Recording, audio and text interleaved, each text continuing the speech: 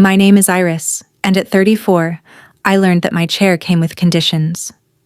At my parents' 35th anniversary party, my dad pointed me toward the garage and said it was just for extended family. He had a smirk on his face when he said it. Every cousin, every uncle, every in-law had a gold seat at the main table, including the one who'd stolen from my grandmother. I was the only one standing in a doorway that smelled like motor oil. But here's what none of them knew. The slim package I was holding under my arm, the one wrapped in silver paper, was worth more than every centerpiece on that table combined, and what I did with it emptied their house in 3 weeks. Welcome back to Hidden Family Revenge, where quiet people finally set the table on their own terms, and the ones who took them for granted learn what that table was worth. If a story like this has ever been yours, you already know the feeling. Drop a comment, and be sure to subscribe. I should tell you who I am before I tell you what I did. I'm a CPA, forensic accounting, specifically. The kind of work where you sit in a windowless conference room with 14 months of bank statements and find the lie on page 9.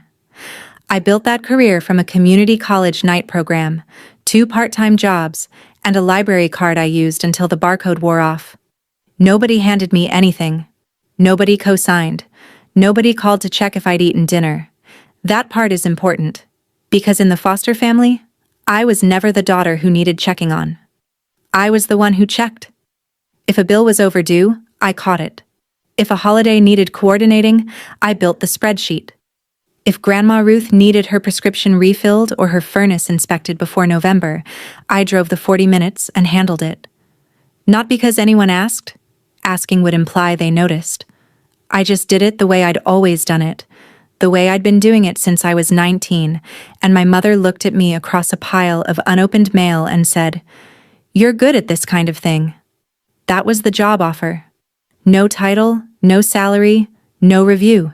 Just a permanent seat at the operations desk of a family that only called when something broke. My therapist once told me that over-responsibility is a trauma response dressed in competence. She said it like it was a warning. I heard it like a job description. So when the anniversary party came around, I was the obvious choice to make it happen.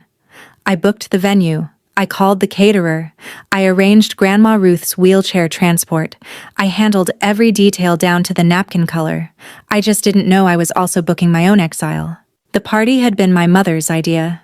Diane Foster loved milestones the way some people love trophies. Not for what they meant, but for what they proved. 35 years of marriage, 2 kids, a 3-bedroom colonial with a wraparound porch, and a family photo wall that could make a Hallmark producer weep. She wanted the whole neighborhood to see it. Something elegant, she told me over the phone in March, 5 months before the August date. Gold chairs, not white, real linens, and make sure the photographer gets the porch. She never said please, she never said thank you. She said, make sure, which in our house meant, Iris will handle it. I started a binder. Venue quotes, caterer menus, a seating chart I built in Excel with color-coded dietary notes. I spent 11 evenings on it. I also started working on the gift. It was something I'd been thinking about for 2 years. A project that required 3 phone calls to a photo restoration studio in Richmond and a 4th to a framing shop that specialized in archival quality work. My parents had exactly 1 photograph from their wedding day. It was a Polaroid, sun-bleached and cracked down the middle, taped to the inside of a kitchen cabinet for as long as I could remember. I had it scanned, restored pixel by pixel, and printed on cotton rag paper in a handmade walnut frame. Beside it, in the slim, silver-wrapped folder, I placed something else, a set of documents I'll tell you about later. For now, just know that the gift sitting on my passenger seat as I drove to the venue that Saturday afternoon was the most expensive, most personal, most carefully assembled thing I had ever made for 2 people who had never once asked what I wanted for my birthday. Let me walk you through a Tuesday in the Foster family. 7:14 a.m. I text Brett. That's my younger brother. 31, golden retriever energy without the loyalty. To remind him it's Aunt Carol's birthday. He doesn't reply. 7:45. I check the Foster Fam group chat to confirm Grandma Ruth's Thursday podiatrist appointment. I'm the admin. I've always been the admin. Nobody voted. Nobody asked. I just started posting the calendar links in 2014 and never stopped. 9 a.m. I call the venue to confirm the August deposit. 11. I email the caterer about my dad's shellfish allergy, which he will deny having, and my mother will confirm with a sigh. 2 p.m. My mother calls. She doesn't say hello. She says, "The florist wants to know about the arch." I tell her I already handled it. She says, "Good. Oh, and your father wants crab cakes." I remind her about the allergy. She pauses. "You always understand, Iris." That sentence, 8 syllables. She'd been saying it my whole life, and every time it sounded like a compliment until you held it up to the light. You always understand. It meant, you won't complain. It meant, I don't have to explain. It meant, you are the path of least resistance, and I will walk it every single time. By 5 p.m., I had coordinated a vendor, managed a medical disclosure, resolved a catering conflict, and reminded a 31-year-old man about a birthday he'd known about for 31 years. None of it was in my job description. All of it was in my blood. The Foster family ran on Iris, and Iris ran on the quiet certainty that if she stopped, everything would break. I was about to test that theory. My father, Gerald Foster, is 63 years old and has never entered a room without counting heads. Not because he's anxious, because he's measuring. Gerald needs an audience. He coached Little League for 9 years, even though Brett quit after 2. He ran for town council twice, lost both times, and still introduces himself as civic-minded. At his retirement dinner from the county clerk's office, he gave a 14-minute speech. The man does not fear a microphone. He fears an empty chair. My mother is different. Diane grew up poor, Appalachian poor, 7 kids in a trailer poor, and she carried that scarcity into everything. In her math, love is a finite resource. You allocate it where the return is highest. Brett was the return. Handsome, social, effortlessly liked. I was the infrastructure. You don't celebrate infrastructure. You maintain it. Then there's Brett himself. My brother has never organized a single family event, paid a single vendor invoice, or driven Grandma Ruth anywhere. He's never had to. He showed up, smiled, and got the best plate. The system worked for him, so he never questioned it. And finally, Cody Marsh, my cousin on my mother's side, 29, unemployed on and off, and the proud owner of a rap sheet that includes pawning Grandma Ruth's garnet earrings while she was in the hospital for a hip replacement. My Aunt Deborah begged Diane to forgive him. Diane did, because family is family. Cody sat at Thanksgiving that year, 3 seats from the grandmother he'd robbed, eating her sweet potato casserole and asking for seconds. Nobody blinked. That was the architecture. Gerald needed witnesses, Diane allocated love by ROI, Brett collected dividends, and Cody got pardoned. I got the spreadsheet. There's a cabin on Lake Monacan, about 90 minutes west of our house. It belonged to my grandfather Harold before he died in 2011. Cedar walls, a stone fireplace that pulled slightly to the left, and a dock that creaked in a way that sounded like a song if you were 9 years old and didn't know any better. Every Foster holiday worth remembering happened there. 4th of July sparklers on the dock. Thanksgiving with the windows steamed from Ruth's cornbread. Christmas morning with the lake frozen gray behind the tree. When Harold died, the cabin passed to Gerald and Ruth jointly, and then mostly to Gerald when Ruth moved into assisted living. Mostly because Gerald forgot to do the one thing Harold told him to, pay the property taxes. By 2019, the cabin was 3 years delinquent. The county had mailed 2 notices. Gerald threw them away. In 2020, a tax lien notice arrived. I found it in the recycling bin under a pizza box. I didn't ask permission. I called the county assessor, set up a payment plan, and over the next 4 years cleared the full amount plus the penalty and the special assessment for the septic system. $11,400 total, paid from my own account in quarterly installments. I kept every receipt. I sent Gerald a certified letter documenting each payment. Return receipt requested. and kept the green cards in a folder with the canceled checks. He never signed for one of them. Diane did. Twice. Neither of them called. I didn't tell anyone because nobody asked. And in the Foster family, not asking was the same as not caring. The cabin stayed open. The dock kept creaking. Every Christmas, Gerald stood by the fireplace and told the same story about Harold building it with his own hands. He never once mentioned who kept it standing. It was one of those details I carried quietly, like a deed folded into a wallet pocket, waiting for the day it mattered.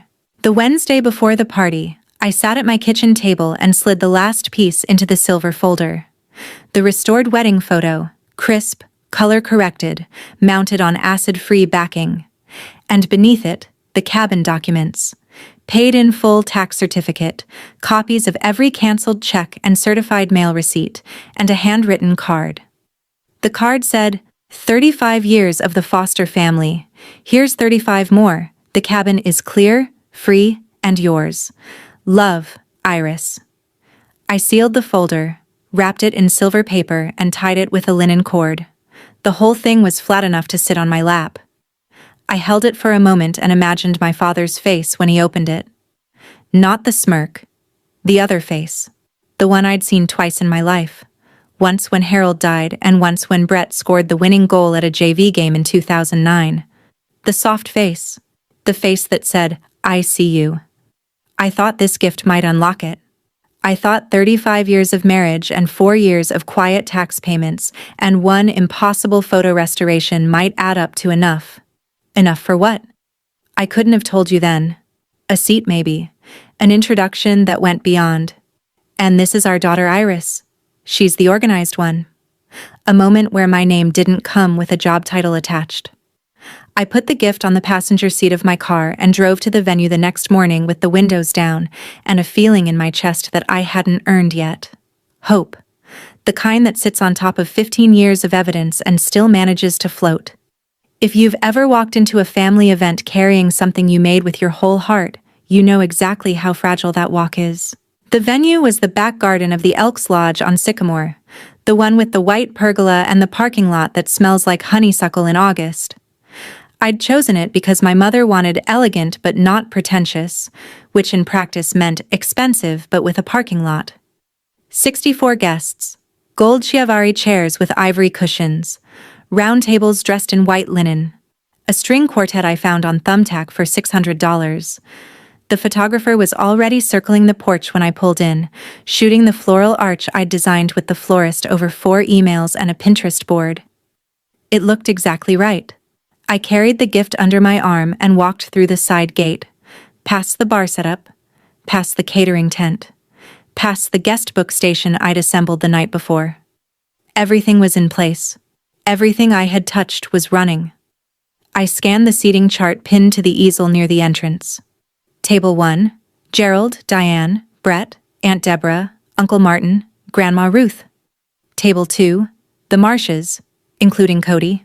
Tables 3 through 8, neighbors, church friends, colleagues. I moved my finger across every card. Table 4, Table 5, Table 6. My name wasn't on any of them. I checked again.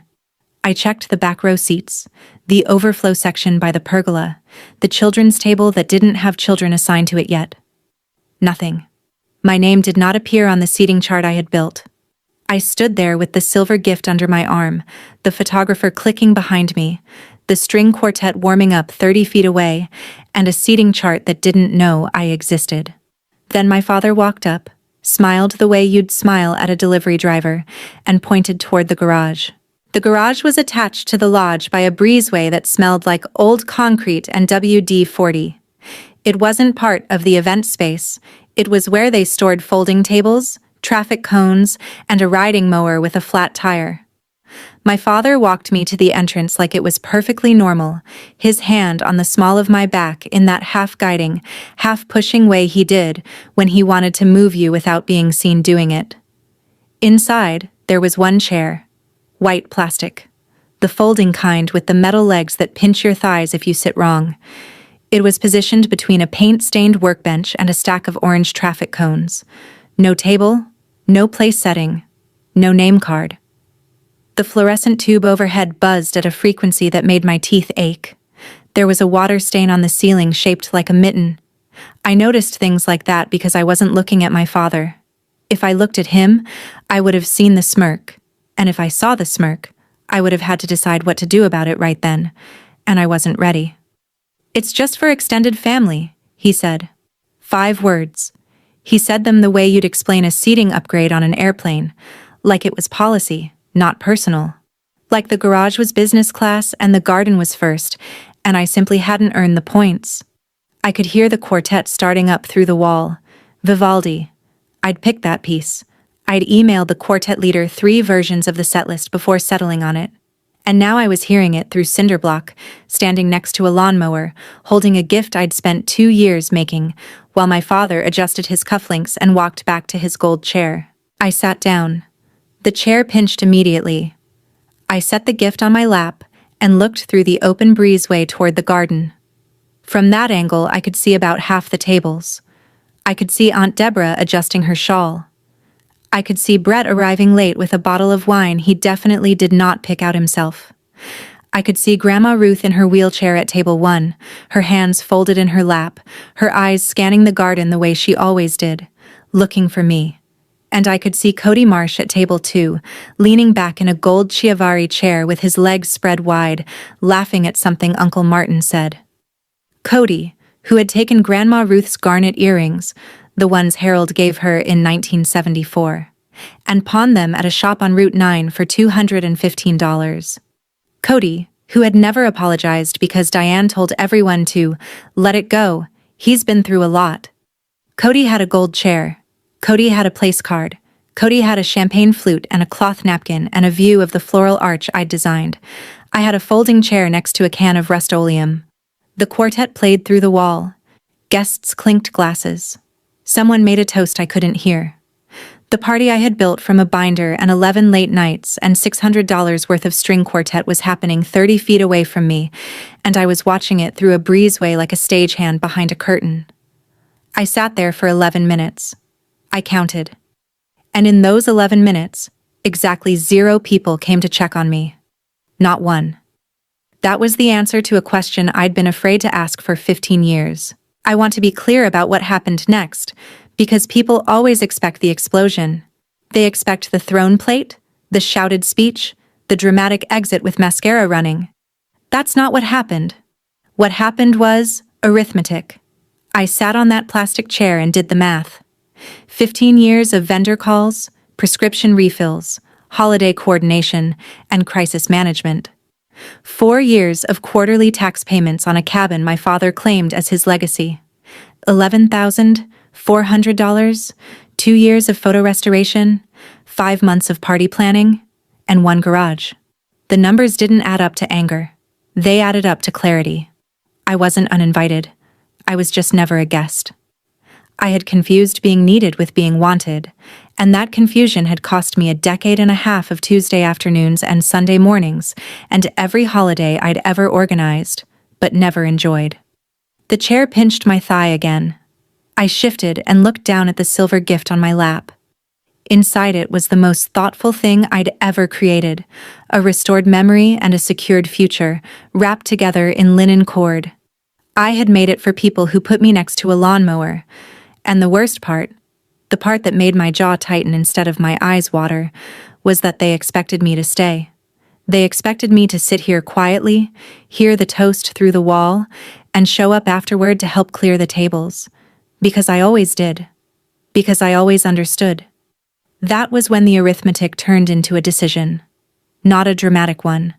Not the kind you make with your heart racing. The quiet kind. The kind that sounds like a lock turning in a door you didn't know you had the key to. I stood up.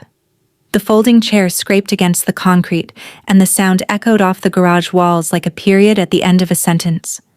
I picked up the silver gift, tucked it under my arm, and walked through the breezeway into the garden. I didn't run. I didn't stomp. I walked the way I walk into an audit, steady, measured, with my shoulders level and my eyes forward. The quartet was between pieces. The garden was in that held breath moment where everyone is mid-conversation and nobody is looking at anything in particular. I crossed the edge of the seating area. My mother noticed first. She always noticed movement. Not people. Movement. Gerald looked up from his chair. Brett paused mid-laugh. I walked past table 1, past table 2, where Cody was picking at a crab cake with his fingers. Past the guest book I'd assembled, past the floral arch I'd designed, past the bar setup I'd coordinated, and toward the gate. I didn't stop. My mother's chair scraped. I heard her heels on the flagstone behind me. Iris. I kept walking. Iris, wait. Don't do this in front of everyone. I reached the gate, turned around, and looked at her. She was 3 steps behind me, her face arranged in the expression she wore when someone was about to make her look bad at church. Half smile, tight eyes, hands slightly raised like she was calming a horse. You always understand, Iris, she said, like a password, like the magic word that had always made me sit back down. I held up the silver gift so she could see it clearly. Then I said 2 words. Extend this. I turned around and walked to my car. She did not follow. That night, I sat on my couch with a glass of water and my phone face down on the cushion beside me. I didn't want to look at it. I looked at it anyway. The Foster Fam group chat had 47 new messages. I scrolled past the surface noise, "Great party," and "Love you guys," and a blurry photo of the cake, and found the thread underneath. It was a sub-conversation from 6 days earlier, buried below the main chat. I'd missed it because my phone filters admin messages to a separate tab and I hadn't checked. The thread started with my mother. Seating update. Iris can sit in the side area, she won't mind. She'll probably be running around helping anyway. My father replied, "Put her in the garage, more room for the Hendersons." Brett's response was a laughing emoji and 3 words. "She'll understand, LOL." Cody hadn't said anything. He didn't need to. The thread continued for 9 more messages. Logistics about folding chairs. Whether to tell me in advance. No. She'll make it weird. And a note from Diane that said, "She's already handling the caterer so she'll be too busy to notice." 9 messages. 6 days. A coordinated plan to seat me in a garage, discussed openly in a chat I administered, and nobody thought to delete the thread because nobody thought I mattered enough to check. I read it twice. I didn't screenshot it. I didn't save it. I didn't need evidence. This wasn't a case I was building. It was a fact I was finally reading. The family I'd been running for 15 years had never considered me a member. They'd put it in writing, and the writing was sloppy, because it was never for my eyes. Because my eyes were never on their minds. I put the phone down. I finished my water. I went to bed. In the morning, I made coffee, sat at my desk, and opened a new spreadsheet. Old habits. The column headers were simple. Task, frequency, last completed, replacement status. I listed everything I did for the Foster family, Grandma Ruth's medical coordination, appointments, pharmacy, insurance calls, the family calendar, birthdays, holidays, RSVPs, travel logistics, the lake cabin, tax payments, maintenance contacts, winterization schedule, my parents' household overflow, the bills Diane forgot, the prescriptions Gerald ignored, the warranty claims nobody filed. Brett's life administration, the dentist appointments I booked because he kept forgetting, the car registration I renewed because he didn't know how. Event planning. Every holiday, every birthday dinner, every graduation party for the last 15 years. The list ran to 41 items. 41 recurring tasks, none of which had ever been assigned, acknowledged, or compensated. I looked at that list the way I look at a balance sheet when the client insists everything adds up, but the numbers say otherwise. The numbers always say otherwise. I wasn't going to slam doors. I wasn't going to send a manifesto. I wasn't going to post anything, announce anything, or explain anything. I was going to do something much simpler and much more devastating. I was going to stop. Not dramatically, not all at once. Just stop. Remove myself as admin. Cancel the recurring reminders. Let the voicemails go to the family members whose names were actually on the accounts. If the Foster family ran on Iris, then the Fosters were about to find out what happens when the engine walks away and the car keeps rolling toward the intersection. Monday morning, I removed myself as admin of the Foster fam group chat. I didn't announce it. I just changed the settings and left the thread. By Tuesday afternoon, the chat had devolved into 3 unanswered questions about Grandma Ruth's Thursday podiatrist appointment. Nobody knew the address. Nobody knew the time. Nobody knew that Ruth needed the wheelchair ramp entrance on the west side because the east side had a 2-inch lip that caught her front wheel. I knew all of that because I'd driven her to that office 11 times. Wednesday, I called Grandma Ruth directly. Not through the chat, not through Diane. I told her I'd still visit her. I told her I loved her. I told her I was stepping back from the family coordination, and if she needed anything, she could call me. But the scheduling would need to go through Gerald or Diane now. Ruth was quiet for a moment. Then she said, "I wondered when you'd figure it out." She didn't ask me to reconsider. She didn't guilt me. She said, "Harold used to say the fence post that holds the most wire is the first one they forget to paint." I hung up and cried for 6 minutes. Then I stopped and called the venue to redirect the remaining invoice to my mother's name, the caterer, the photographer, the string quartet. One by one, I transferred every vendor contact, every outstanding balance, every follow-up item to the people whose party it actually was. I didn't explain why. I just said, "I'm no longer the point of contact." Most of them paused. One, the caterer, said, "Oh, I thought you were the one in charge." The Foster fam group chat went silent for 3 days. Nobody posted. Nobody asked where I went. The calendar just stopped updating, like a clock with no one to wind it. The first crack appeared on a Thursday. Diane called the podiatrist's office to reschedule Ruth's appointment and was told the account was under a different name. Mine. She didn't know the login. She didn't know the insurance authorization code. She called me at work. I let it go to voicemail. The second crack came Saturday when the venue emailed Diane about the post-event cleaning deposit refund. Diane didn't know there was a deposit. She didn't know the amount, the account number, or the refund timeline. She called Gerald. Gerald called Brett. Brett texted me, "Hey, can you handle the venue thing?" I didn't reply. The third crack was quieter and deeper. The family calendar, the shared Google Calendar I'd maintained for 6 years with color-coded entries for every birthday, every appointment, every school event, stopped updating. Aunt Deborah's birthday passed without a single text from the Foster side. Uncle Martin's colonoscopy prep was missed because nobody sent the reminder.